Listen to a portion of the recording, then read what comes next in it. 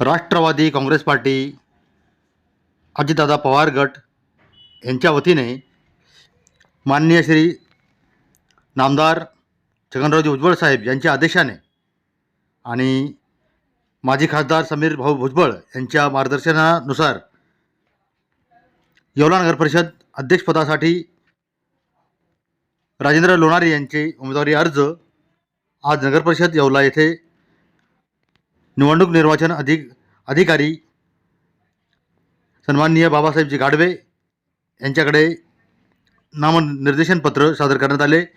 यावेळी बनकरांना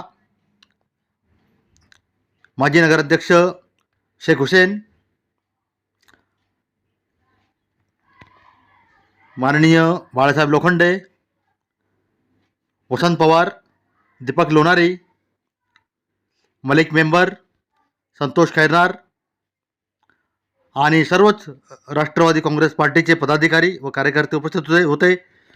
त्याचप्रमाणे येवला शहरातील नगरसेवक पदासाठी राष्ट्रवादी काँग्रेस पार्टी अजितदादा पवार गटतर्फे राष्ट्रवादी गट नगरसेवक प्रभागनिहाय उमेदवारी अर्ज भरण्यात आले। त्याचबरोबर ज्या उमेदवारांनी उमेदवारी अर्ज भरले होते आणि एबी फॉर्म भरण्याचे राहिले होते त्यांचे एबी फॉर्म प्रक्रिया पूर्ण करण्यात आली।